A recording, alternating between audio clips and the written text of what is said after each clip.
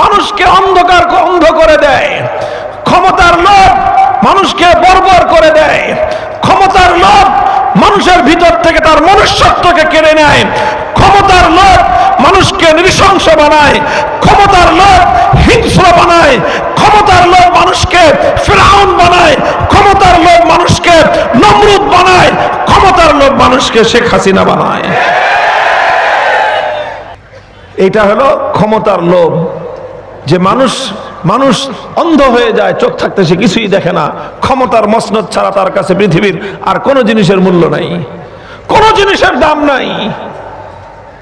আল্লাহ পাক রব্বুল আলামিন আমাদের এই প্রজন্মের উপর মেহেরবানি করেছেন, রহম করেছেন, দয়া করেছেন, যে আল্লাহ এই ক্ষমতার লোভের পরিণাম কি হয় বাংলাদেশের মানুষকে আল্লাহ পাক চাক্ষুষ দেখায় দিলেন।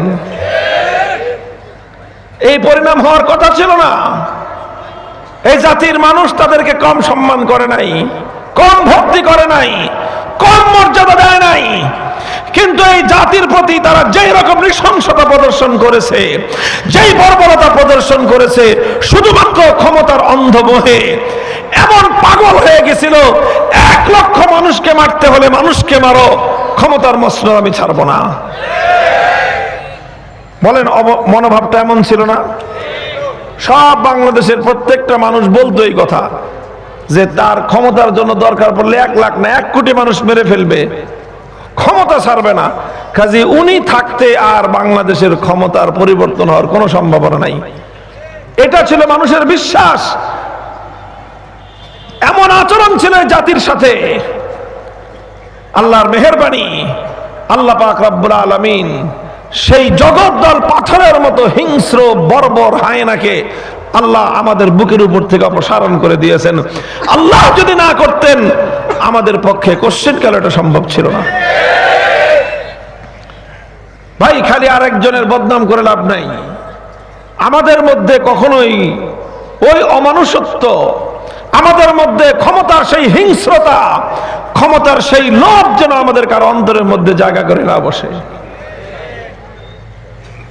যদি আবার আমার মধ্যে সেই ক্ষমতার লোভ চলে আসে, আপনার মধ্যে যদি ক্ষমতার লোভ চলে আসে, মনে রেখেন পরিণাম একই হবে।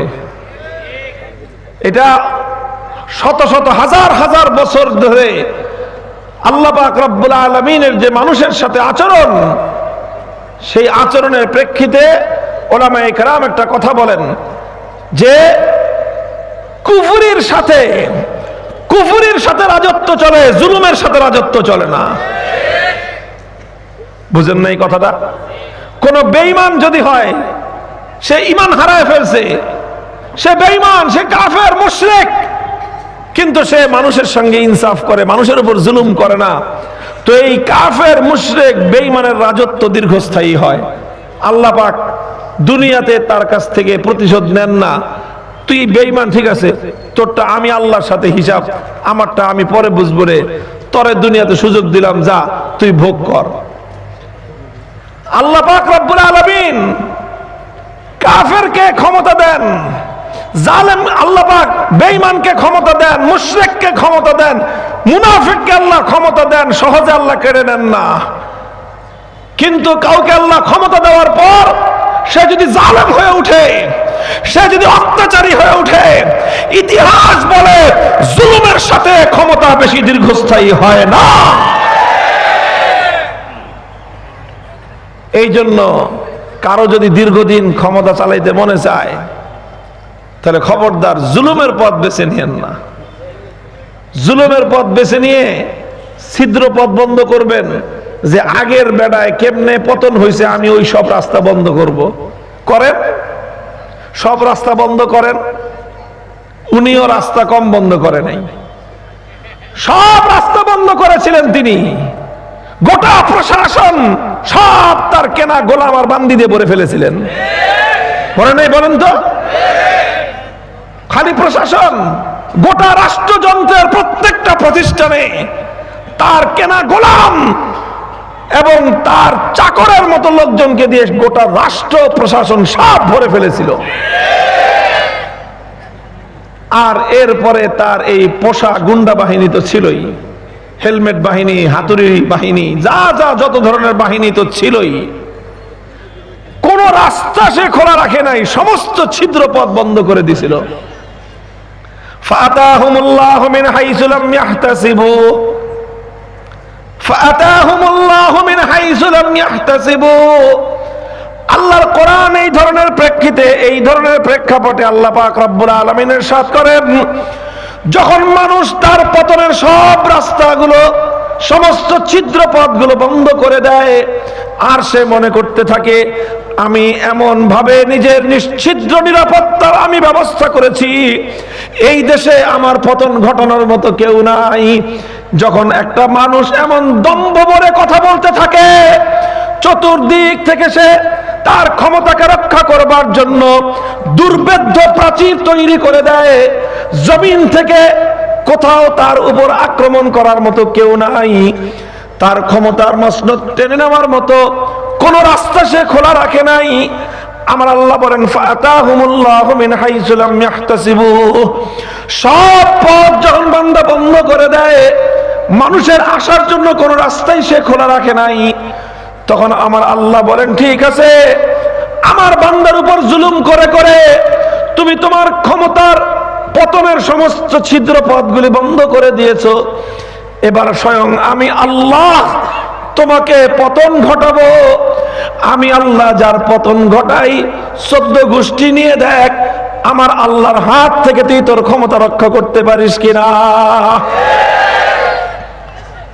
পারে না। আমার আল্লাহ যখন কাউকে পাকড়াও করার সিদ্ধান্ত নেন, খোদার কসম খেয়ে বলি, দুনিয়ার সমস্ত শক্তি মিলে আমার আল্লাহর হাত থেকে তাকে রক্ষা করার উপায় না। কাজেই জুলুম, অন্যায়, অবিচার মাত্রা যখন চূড়ান্ত সীমা লঙ্ঘন করে, তখন আল্লাহ পাক রব্বুল আলামিন নিজে পাকড়াও করেন। আর আল্লাহ যখন নিজে পাকড়াও করেন, তখন তার পরিণাম এরকম ভয়াবহই হয়। আল্লাহ আমাদের সকলকে শিক্ষা গ্রহণ করার তৌফিক দান করেন।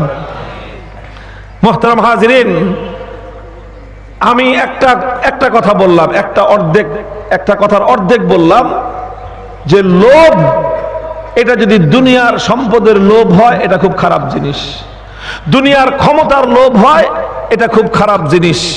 ক্ষমতার লোভ, সম্পদের লোভ মানুষকে ধ্বংস করে ছেড়ে দেয়। সম্পদ খারাপ জিনিস না, ক্ষমতাও খারাপ জিনিস না। আল্লাহ আপনাকে ক্ষমতা দিয়েছে, এই ক্ষমতা দিয়ে আপনি বিনয়ী হন, মানুষের সেবা করেন, মানুষের উপকার করেন। যতটুকু পাওয়ার আল্লাহ আপনাকে দিয়েছে, সেই পাওয়ার দিয়ে মানুষের উপর অহংকার করতে যেন না, সেই ক্ষমতা দিয়ে মানুষের অধিকার কেড়ে নিতে যেন না, সেই ক্ষমতা দিয়ে মানুষের অন্যায়ভাবে মানুষের সম্পদ, মানুষের ইজ্জত লুণ্ঠন করতে যেন না।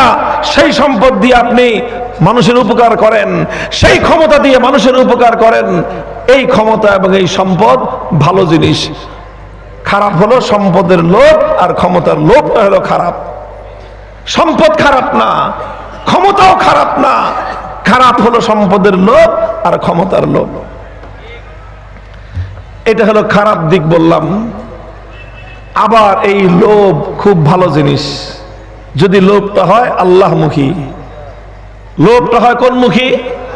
আল্লাহমুখী লোভ যদি হয়, কল্যাণের লোভ, ভালো করার লোভ, আখিরাত কামাই করার লোভ, নেকি কামাই করার লোভ, সওয়াব কামাই করার লোভ যদি কারোর মধ্যে থাকে, এই লোভ এটা অতি কল্যাণকর, অতি মঙ্গলময়। আল্লাহর পয়গম্বর ইরশাদ করেছেন, হাদিসের মধ্যে এসেছে, লা ইয়াশবা'আল মুমিনু মিন খাইরিন হাত্তা ইয়াকুনা মুনতাহাহুল জান্নাহ। লা ইয়াশবা'আল মুমিনু মিন খাইরিন হাত্তা ইয়াকুনা মুনতাহাহুল জান্নাহ। যেই ব্যক্তি আল্লাহর পছন্দনীয় ঈমানদার হবে, সে কোনোদিন আখিরাতের লোভ কোনোদিন সে সংবরণ করতে পারবে না। তার মধ্যে শুধু আখিরাতের লোভ বাড়তে থাকবে, বাড়তে থাকবে, বাড়তে থাকবে, হাত্তা ইয়াকুনা মুনতাহাহুল জান্নাহ। যতদিন পর্যন্ত সে খোদার জান্নাত পর্যন্ত না পৌঁছতে পারলো, ততদিন পর্যন্ত তার অন্তর থেকে খোদার জান্নাতের লোভ এক চুল পরিমাণ কমবে না। এই জন্য আখিরাতের লোভ বাড়াই, আসুন আখিরাতের লোভ বাড়াই। হযরত রাসূল আকরাম সাল্লাল্লাহু আলাইহি ওয়াসাল্লামের সিরাতুন নবী থেকে আমরা এই চমৎকার কল্যাণের এই প্রতি অগ্রসর হওয়া, আরো বেশি কল্যাণ অর্জন করতে চাওয়া, এটার একটা চমৎকার আদর্শ আমরা সিরাতুন নবীর মধ্যে খুঁজে পাই।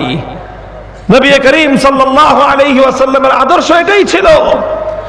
কোন একটা স্তরে গিয়ে তিনি ক্ষান্ত হয়ে যান নাই, কোন একটা স্তরে গিয়ে তিনি মনে করেন নাই যে হ্যাঁ অনেক হয়েছে, আর ভালোর দরকার নাই। এটা কোনোদিন আল্লাহর নবী মনে করেন নাই। বরং আরো বেশি ভালো কিভাবে করা যায়, আরো বেশি কল্যাণ কিভাবে করা যায়, আরো বেশি ইসলামকে বিজয়ী কিভাবে করা যায়, মানুষকে আরো বেশি কল্যাণ কিভাবে পৌঁছানো যায়, এটা আল্লাহর নবীর জিন্দগির প্রতি মুহূর্তে নবীজি শুধু কল্যাণের দিকে, মঙ্গলের দিকে দুর্বার গতিতে ছুটে চলেছেন, দুর্বার গতিতে ছুটে চলেছেন।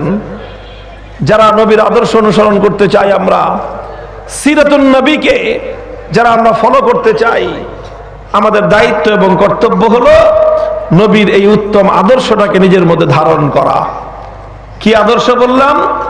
যে কল্যাণের দিকে খালি অগ্রসর হয়ে যাওয়া, কোথাও গিয়ে থমকে না দাঁড়ানো, কোথাও গিয়ে এই কথা মনে না করা যে বাস যতটুকু হয়েছে আর দরকার নাই, না, আরো আগান, আরো আগান, আরো আগান। যতদিন পর্যন্ত জান্নাত পর্যন্ত গিয়ে পৌঁছতে না পারলাম, ততদিন পর্যন্ত মুমিনের চলার গতিতে কোনো স্থিরতা নাই। মুমিন কোথাও গিয়ে থমকে দাঁড়াবে না, ইনশাআল্লাহ। রাজি আছেন? রাসূল আকরাম সাল্লাল্লাহু আলাইহি ওয়াসাল্লামের পবিত্র সিরাত থেকে আমি এর কয়েকটা দৃষ্টান্ত দেখাই। দেখেন, আমার নবী নবুয়ত লাভ করলেন, নবুয়ত পেয়ে গেলেন, আল্লাহর পক্ষ থেকে সর্বোচ্চ কল্যাণ তিনি পেলেন, কোরআন তিনি পেলেন, ওহী তিনি লাভ করলেন।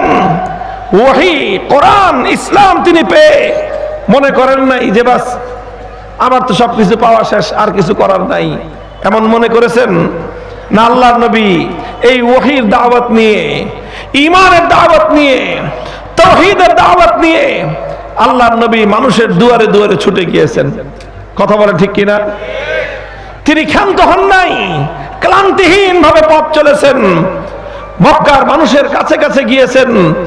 পবিত্র মক্কায় এমন কোন মানুষ খুঁজে পাওয়া কঠিন হবে যেই মানুষের কাছে আল্লাহর নবী একবার, দুইবার, শতবার, হাজারবার ঈমানের দাওয়াত নিয়ে না গিয়েছেন। প্রত্যেকটা মানুষকে আল্লাহর নবী ঈমানের দাওয়াত দিয়েছেন। দিতে দিতে দিতে দিতে 13টা বছর তিনি মক্কার মধ্যে কাটালেন। কিছু মানুষ ঈমান গ্রহণ করলো, আর অধিকাংশ মানুষই তারা ঈমানকে প্রত্যাখ্যান করলো। এমন অবস্থা হলো মনে হয় খাতামাল্লাহু আলা কুলুবিহিম, যেন আল্লাহ পাক তাদের অন্তরের মধ্যে মোহর মেরে দিয়েছেন, তারা মনে হয় আর ঈমান কবুল করবে না। এমন একটা অবস্থায় নবীজি ক্লান্ত হয়ে বসে পড়েন নাই, ক্ষান্তি দেন নাই যে অনেক তো বলেছি আর কত বলবো, অনেক তো করেছি আর কত করব। যারা ঈমান কবুল করার করেছে আর কেউ করবে না, কাজে আমার আর দায়িত্ব শেষ। নবীজি এরকম মনে করেছেন না। আল্লাহর নবী চিন্তা করেছেন কি, ঠিক আছে, মক্কার লোক ঈমান কবুল করে নাই, আমি অন্য এলাকায় গিয়ে দেখি। তিনি তায়েফে গিয়েছেন, 1 মাস পর্যন্ত রাত দিন তায়েফবাসীর কাছে কাছে গিয়ে দ্বীনের দাওয়াত দিয়েছেন। 1 মাসে তায়েফে একটা লোক কালেমা পড়ে নাই, বরং উপরন্তু তায়েফের মাঠে আল্লাহর নবীর উপর তারা এমন বর্বর অত্যাচার পরিচালনা করেছে, পাথরের বৃষ্টিতে আল্লাহর নবীর মাথা থেকে পা পর্যন্ত সর্বাঙ্গ শরীর জর্জরিত করে দিয়েছে, ক্ষতবিক্ষত করে দিয়েছে। নবীজি তায়েফ থেকে এসে ক্ষান্ত হয়ে বসে পড়েছেন? না, বসে পড়েন নাই। রক্ত ঝরিয়েছেন, আহত হয়েছেন, ক্ষতবিক্ষত হয়েছেন, তবু আল্লাহর নবী চলার পথ থমকে দাঁড়ায় নাই। তিনি চিন্তা করেছেন মক্কায় হয় নাই, তায়েফে হয় নাই, নতুন কোন জনপদ দেখি। চলে আসলো হজের মৌসুম, মদিনা থেকে 6 জন মানুষ আসলো, নবীজির সঙ্গে সাক্ষাৎ। আল্লাহর নবী দেখলেন এরা নতুন জনপদ, নতুন শহরের লোক, নতুন দেশের লোক, এদের কাছে ঈমানের দাওয়াত দিয়ে দেখি এরা কবুল করে কিনা। নবীজি মদিনার 6 জনের কাছে ঈমান পেশ করলেন, সঙ্গে সঙ্গে তারা কালেমা পড়ে মুসলমান হয়ে গেলেন। আল্লাহর নবী দেখলেন নতুন সম্ভাবনার দুয়ার খুলে গিয়েছে। নবীজি এবার সেদিকে মেহনত করা শুরু করলেন। পরের বছর আসলেন, 12 জন কালেমা পড়ে মুসলমান হয়ে গেল। এর পরের বছর আসলেন, 70 জন কালেমা পড়ে মুসলমান হলো।